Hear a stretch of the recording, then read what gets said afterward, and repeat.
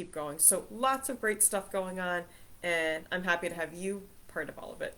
So today we actually have 4 cards rather than the usual 3, and I'm going to show you those cards now. So here is card number 1. Here is card number 2. And just feel into where you're drawn. Here is card number 3. And then finally we have card number 4. So you may have noticed we are working with just one deck today. My favorite tarot deck of all time, actually. And I have a few that I really love, but this is my top favorite. We are working with the Angel Wisdom Tarot deck by Radleigh Valentine. I'll show you that one more time. And so a common question that I get asked is, how do I do readings? And what I'm about to tell you applies to group readings, Facebook Lives, private readings in terms of how I access the information. I will look at the cards. I will listen to the spirit guides that are coming through, so I will telepathically communicate with them to get you the best and right messages. And I will also pay attention to what I will see clairvoyantly, what I sense intuitively. Sometimes I'll even smell something with my metaphysical self. So a variety of sources of information. And those of you that are developing as psychics and as mediums, I encourage you to notice all of the different ways that your metaphysical senses are opening up, developing. Don't discount the information that you get. I always encourage people, especially new and developing people, to keep a log of some kind of your psychic impressions, and also to keep a journal of your dreams as well. So one more time, I'm going to show you the cards. And once again, for those of you that may have just tuned in, we're working with the Angel Wisdom Tarot deck by Radleigh Valentine. In fact, if maybe one of my top 2 favorite authors, maybe my top favorite, hard to tell. Definitely a favorite of mine for sure. So here, once again, is card number 1. And you may very well be drawn most strongly to one card or 2 of them. You may feel equally pulled to all 4. There's no right or wrong. Here is card number 2. Here is card number 3. And finally, here is card number 4. And the reason on my videos that I say it's possible that you could be pulled to only 1 card, or mainly to 2 cards, or all 3 or even 4, is that tarot reads as a story and unfolds as a story. And so it could very well be that part of the layered messages of tonight strongly are for you, or maybe all of it is equally for you. Neither one is better or worse than the other, or even less or more. It's just a matter of where you are now. Your guides know exactly what you need right now, what you want, what you're struggling with, and what you need to hear. So without any further ado, let's get into card number 1. So if you were drawn to card number 1, right here. Probably what I like about this, in fact, is that the guides, before I start this reading, the guides have actually layered the most difficult messages, the hardest stuff to hear at the beginning, and then progressively it just gets better and better. Spirit is always positive, but one way to know that you're truly connected to Source is that you'll notice there's no bypassing. There's a lot of validating and comforting through the rough stuff. So just keep that in mind as we start these messages, that we will start on the most difficult notes, and progressively the messages will just get lighter, easier, which is kind of cool. And that was not my order of the cards. I only looked at one of the cards when I selected them. Jill, hi, good to see you. Happy Mother's Day to you, Jill. So let's talk about card number 1 here. We actually have the 2 of Swords. What's kind of nice is that this is the only card we even have tonight from the suit of Swords. And the reason I say that's kind of nice is that I would personally say, and I think a lot of tarotists would agree with this, the minor arcana suit of Swords tends to have probably the highest number of difficult cards, meaning cards that would indicate that you may be struggling with something or having a very hard time. This card is not one of the quote-unquote worst, and there's no real bad tarot card. It's just that I would say, and again, I think a lot of experts would agree with me, there are cards that more frequently seem to come up to indicate more of a negative or a trying time, right? This one is sort of middle of the road. I would say probably if you could count the number of times this comes up to reflect on something positive, negative, more probably 50-50. Um, oh, thank you so much, Jill. So let's talk about some of the general meanings of this card. Now, our Two of Swords, whether it's upright or reversed, actually, um, generally speaking, and for most people, will indicate having trouble making a decision. It could be within yourself, it could be that you don't know how to make that decision or how to move forward. This could also come up if you are knowing that you need to make a change, pull the trigger, end something, but you just don't know what's stopping you. You don't know how, maybe you're afraid, whatever that is. But this is not to be confused with the Eight of Swords. The Eight of Swords, and we don't have that one tonight at all, but let's just, those of you that are kind of learning tarot or you're familiar with some of the cards, the Eight of Swords will come up when you are not moving forward because of a false sense of entrapment. However, the Two of Swords does not indicate that so much. It's almost as if you are feeling stalled because you just don't know which path to choose of two, right? So, the message for tonight, card number one, people, follow your heart, your own heart, rather than trying to make others happy. So if that's what's getting you to stall on making a decision or on pulling the trigger on something, ending something, or starting something, if you are feeling conflicted between your own heart versus what you think is going to make other people happy, you have to pick you. Women often have trouble, and a lot of men too, especially parents, so not only, but just heart-centered people, I'm going to say, tend to at times have trouble when if it kind of needs to be one or the other. Heart-centered giving people tend to have trouble saying, all right, I have to do what's best for me, because they don't want to hurt others. But this card is telling you, card number one, folks, go with what makes you the happiest, because deep down, even if other people may not understand it, may not be as happy with it, keep in mind that you do others the best service by truly doing what makes you happy. It may seem as if making someone else happy in the short term is making them happy, but if you're making yourself miserable, you're not truly making them happy because you're lying to yourself. And when we lie to ourselves, we are being false to others. So just keep in mind, card number one, people, that your biggest responsibility on this planet is to be true to who you really are, who you truly are, not who you think your parents wanted you to be. Maybe they're gone. That's another thing that's going to come up around this card. Card number one, people, or really anyone, if this is resonating with you, whether you're on live or the replay, whether you're on Facebook, YouTube, wherever, keep in mind that if your parents are passed away, the chances are very, very high that what they would have said is best for you is going to be very different from what they're going to say on the other side. One thing, my dad has been passed away 20 years this year.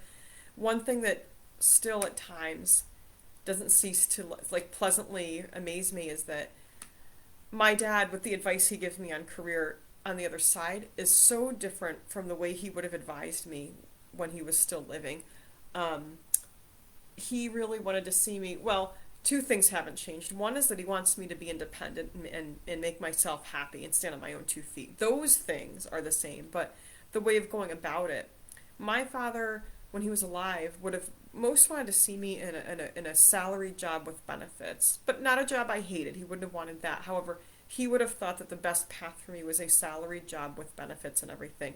However, on the other side, not once has he tried to get me to do that, not once. In fact, one thing I will never forget is that when my kids were really little and I was newly divorced and I thought maybe I should get that responsible job, I filled out canvas letters for the state.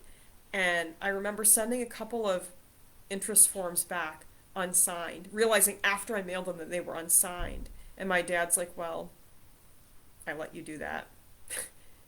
So different from the way he was when he was here. He would have been like, make sure you do this, make sure you do that.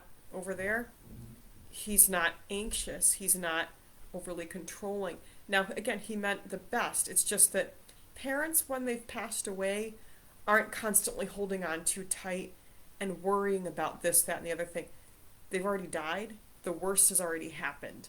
So keep in mind, if you are trying to make a decision and you're trying to figure out, how would my parents advise me? Listen, if your parents are dead, their advice is going to be probably a lot different from what you think it would be, which is why I do this, because death is really difficult. And it's so important that we are able to keep our relationships strong with those of us that we have on the other side. So, again, card number 2, people, if you're trying to make a decision, end a situation, or start something, you've just focus on what'll make you happy. Forget the rest and move forward. So let's move on to card number 2. I love this card. In fact, I want to say this before we get to this card. One reason I love this deck and I love Radley Valentine is that he has managed to soften a lot of the more difficult cards without taking the truth away from them. Again, spirit is always positive, but at the same time, we have validation of the difficulties. The Tower, those of you that know tarot, you know that the Tower is a rough card usually to get. Traditional tarot, you'll see the Tower card like a crumbling tower, fire, people falling out the windows. It's like a chaotic, like the Titanic. If you watch the Titanic, people falling down the side of the boat. But notice this card, transformation. There's scaffolding. So you've got people that are already prepared for the collapse. They're anticipating it. And it's not easy, but at the same time, we're proactive. We're not denying what's going to happen. We're reading the writing on the wall. So card number 2, people. This is card number 2. If you're drawn to card number 2, your message is you're already aware of the things that have collapsed in your life. In fact, I'm going to draw your attention to this crack at the foundation of the Tower. If you dealt with situations earlier on in life where your rational mind could never have seen it, just know that your spirit mind saw the crack in the Tower. I'm going to give you an example from my life that I feel very strongly is going to resonate with many of you this week. My ex-husband was a con artist, and I was very young when I met this man. I was 22 when I first met him. He was a very good liar, a very smooth talker, an excellent manipulator, and a sociopath. And so I was young, didn't have life experience in these things, and was fooled and conned by this person. So the life I was trying to build had a big crack right about there. Now, there really wasn't any way that I could have known this with my conscious mind or anyone in my life. They just didn't know the signs or what to look for, right? So yes, there really weren't a lot of signs that pointed to what a real monster the man actually was. But with that being said, I'm going to point to this crack again. My rational mind didn't know it was there. My spirit mind knew exactly it was there, because through my work with the spiritual, the deeper why, the life charts, I have many times over the years taken responsibility for the fact that my soul chose that particular man, that soul, as my villain, because my story that I wrote was to have a husband who was a villain and to overcome that and to defeat the villain. So I picked him as my villain. What does that tell us? Well, if you've ever heard the expression, God won't give us more than we can handle, true, card number 2, people, but it's not just God. Have a lot more faith and confidence in yourself that you planned your journey and you had reasons, even the hard stuff, yes, you charted it, you wrote it, you anticipated it, even the cracks that were in the foundation that your spirit mind knew when your conscious mind didn't, and that you chose your villains for reasons. So let's make sure we don't allow ourselves to stay too long in a victim mindset. Give yourself an hour a day to be pissed off and, these people do this to me, and then get the fuck out of it, okay? Because you're not a victim, all right? Now, again, card number 2, people, you did choose your villains, just like I chose mine. There are bigger reasons for it. And just know that that crack is there, but if you look at how steady that tower still is, if you right now, card number 2, people, if you are beginning to notice some cracks, okay, my computer just went black, I don't know why. But if card number 2, people, if you are beginning to notice cracks in the foundation of your life, just start making your plans. You don't have to jump out of the tower. That's your message. I mean, that's pretty stable. Those people are building scaffolding and they're going to be able to get down and away from when they need to. And we've also got, let's really notice here, Archangel, I believe, I want to say it's Raphael by the green robe for healing, protection. And the hourglass, notice how much of it is in the bottom, how much is in the top. Time isn't up yet. You've got some time. So card number 2, people, if you're realizing there are some cracks in certain foundations in your life, you've got a bit of time, okay? So you don't have to jump out of your tower right now, but start making arrangements, prepare for the jump, buy your parachute, or build your elevator. Maybe find a couple of people that'll bungee jump with you, okay? So maybe you're not much of a thrill seeker, but maybe your life is pushing you to grow, to change, to evolve, okay? So card number 2, people, start making your plans. You've got this. And this very well, for some of you, could piggyback on card number 2, where you've got that message we had about you've got to make a decision based on what makes you happy. And if it's you versus others, it needs to be you. So for some of you, this could very well be talking about leaving a situation, maybe a relationship, making your plans. And that's only some of you. But for some of you, those 2 cards are going to go together. Not all of you, but some of you. So let me take a look at Jill's comment here. The Tower on the Transformation card reminds me, very interesting, the Glastonbury tour in England. Very cool, Jill. I am not familiar with that. If you happen to, Jill, if you're still on here, and if you happen to have a picture you could share with us, I would just love to see it. I'd love to see it because I'm not familiar with that. So we just had cards number 1 and 2 for just a quick recap if anyone's just getting on here. Card number 1 was our 2 of Swords. Card number 2 is our Transformation, also known as the Tower card. But again, given the fact that this deck has a bit of a calmer energy than some tarot decks out there, this isn't the, oh my god, I'm falling out of the Titanic necessarily kind of energy. Also, as we get to our next couple of cards, I want to point something out that I also love about this deck. This doesn't happen to me with any other tarot deck, any other than this deck, but I will find myself energetically getting confused, and this is a good thing, between the suits of Swords and Cups. And I think it's because, again, Radley Valentine, the author, without compromising any of the truth or the tradition of tarot, has managed to soften the Swords and sharpen the Cups, which is good. In other words, I want to say that if you align with this deck, and I do, and I think most, if not all of you do, what that would tell us is that if we're getting, and we're about to get to 2 cards, in fact, that are out of the suit of Cups, water, emotions, that would tell us that we are able to be mentally strong enough that our emotions don't overpower our rational thinking and our judgment and our decision making.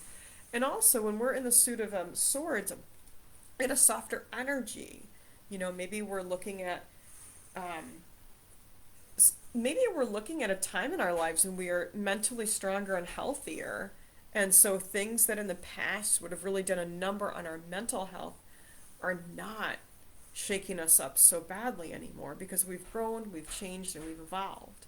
So I really feel that the right deck tends to find the right person at exactly the right time, which is why people ask me this sometimes, like, should I buy a deck or no, is it supposed to find me?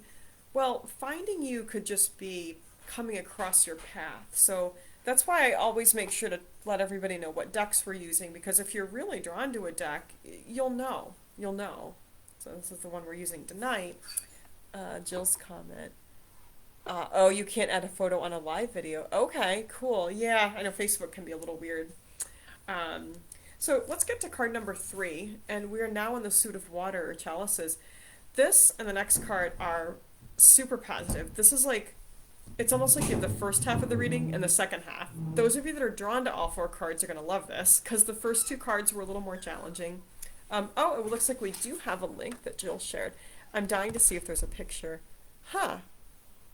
I can kind of see that, at least the image that showed up on the link there, that it kind of does look like a tower.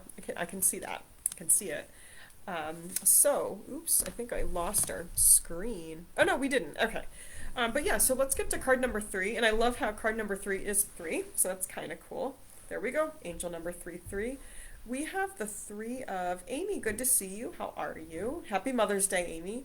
So we've got the 3 of Cups or Chalices, water.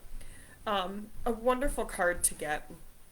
A cause for celebration. I'm just going to read you what's on this card because any of this could apply if you are drawn in even just a little bit to card number 3. News worth celebrating, joyful announcements, like engagements, weddings, pregnancy, graduations, promotions. That one Spirit had me at in.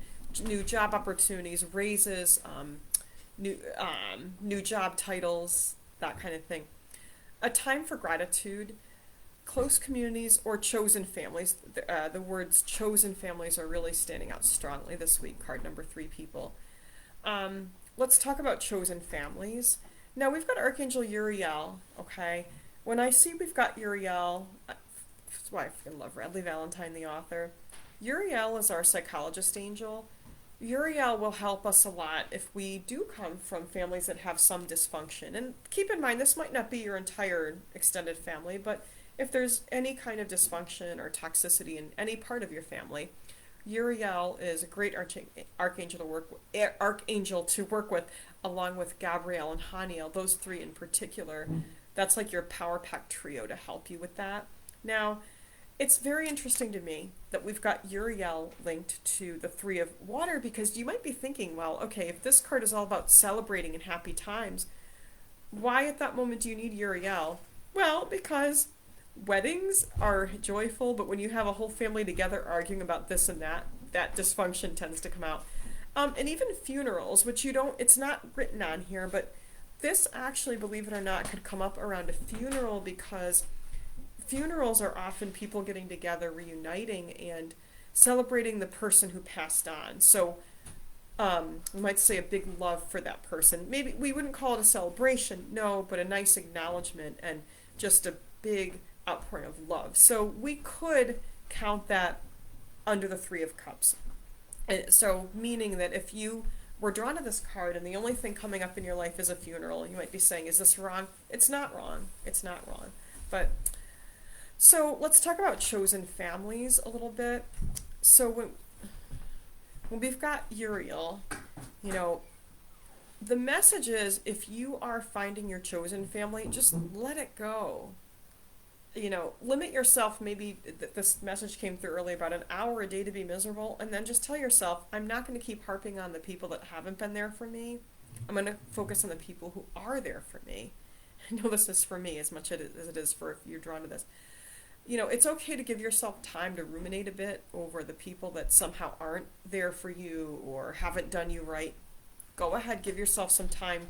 Just don't spend all of your 24 hours letting yourself think about that. I'm going to tell you it works because I've tried this. Set a timer for 5 minutes or an hour to talk. If you need to talk it out with someone, say, I need 20 minutes to talk about this, but just give yourself a time limit to ruminate over the people that haven't worked out, and then focus on your chosen family. So to recap that message with the 3 of Cups, people that come from dysfunctional families, let the toxic people go, focus on the good people. And finally,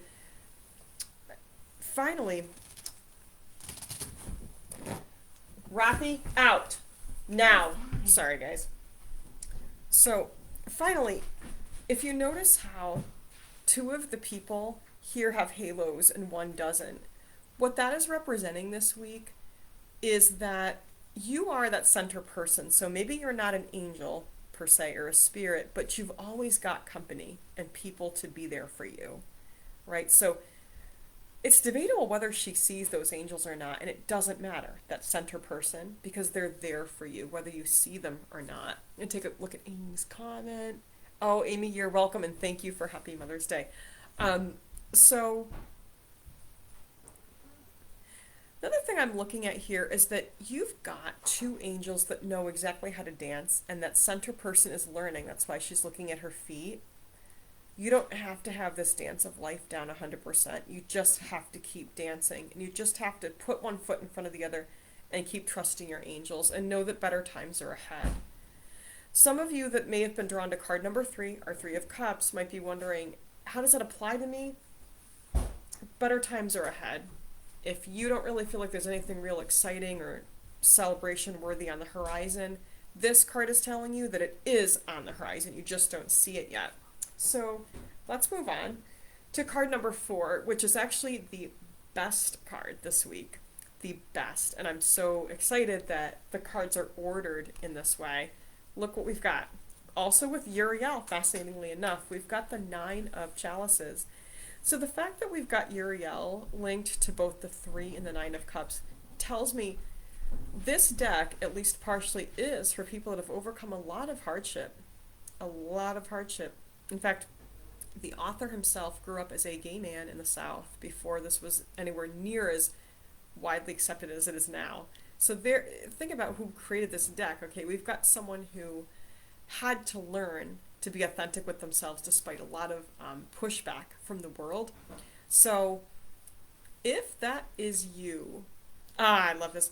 Your wishes are going to come true. This card, whether it's upright or reversed, is about wishes fulfilled. Just know that all of your wishes are going to be fulfilled. And this has a little bit the energy of this card in this particular deck overlaps with our 7 of Chalices. Those of you that are familiar with the 7 of Chalices, you already know that the 7 of Chalices can often be depicted with different cups of all these different colors. Like, which way should I go? I don't know. This card really does encourage us to say, what do I really, really wish for? That's what is depicted by all of these different types of chalices with different things in them. So this 9 of Cups is very much a message to say, ask yourself what you truly, truly want, and keep asking yourself why. That's actually called root cause analysis. So when you ask yourself, what do I want? Ask yourself why. And then keep asking yourself why you want this, why you want that. Keep asking yourself why. So that's the reversal meaning, is what do you really truly want? I'm also going to read you what's on this card. Wishes come true. Your dreams become reality. A magical time of life, good fortune. Faith in the universe that all will be well. Faith in the universe that all will be well. So finally, I'm also drawn to this hawk that's in 1 cup. I personally have a hawk spirit guide who has been with me for years and years. Sometimes the things that we need show up when we're in the process of asking for something we want. So I just told you just now to use root cause analysis on yourself, but it's okay if you're not 100% clear on why you want what you want. Keep asking yourself why, though, because the way that manifestation works is that we pray for things, we ask for things, as long as we're making the effort to get to our real why and be honest with ourselves. The angels and the guides are going to help answer our prayers, but if you can truly be authentic with yourself, trust me, and I can say this from experience, your prayers and wishes are going to be made real in way bigger and better ways than you can even imagine. And that's why this hawk came up. I mean, this hawk appeared to me years ago, back in 2016, around that time, as a guide. And I'd been talking to my hawk spirit guide, and other mediums had given me messages from hawk for years. And then one day, about, maybe 1 year ago, I was at Green Chimneys Residential Treatment Center down in Brewster, which is 2 hours from me, visiting my child. And I'm walking around to see the animals because they have a full farm and they have hawks. There was a red-tailed hawk that I just looked at, this little cutie, and he says, I have a message for you. And I can hear him clearly with an entire everything to say to me. And I'm like, so you're a guide? He's like, I'm your hawk.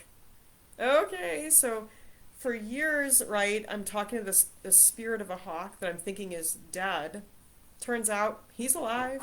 He's just able to, some spirits are so highly advanced that they can come through in readings as they're living a life. So when I say to you that wishes are often fulfilled in bigger and better ways than we can even imagine, the story about the hawk represents that in the sense, one, that hawk first came into my life spiritually when I needed guidance, I needed hope, and I needed a feeling of freedom. That's one thing that birds represent through their wings is freedom, flying high. He was coming early on to tell me that I was going to do all those things. And then to meet him in person, that happened because we knew my daughter was going to need help. But we didn't know back in 2016 that she was going to end up at this amazing treatment center with all these animals. So it also represented that there is a bigger picture to us, that our wishes do get fulfilled. Back then, I wasn't able to wrap my mind and say, I hope we can find a beautiful residential treatment center for my daughter with all these animals.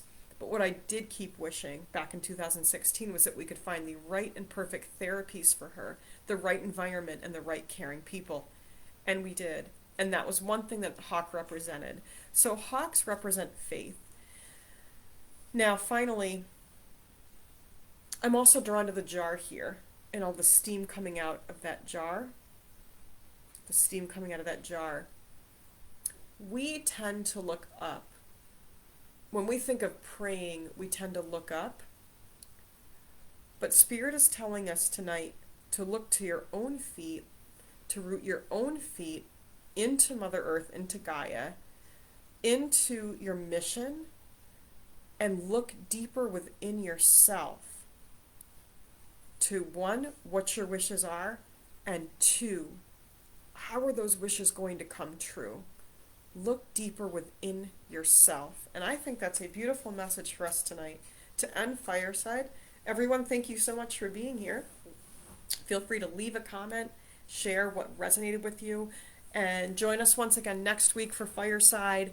And subscribe to my YouTube channel if you haven't already, because on a regular basis we've got new meditations coming out, new yoga videos, learn videos about all things metaphysical. So for tonight, everybody, enjoy the wonderful weather we're having. Peace, love, and namaste from me to you.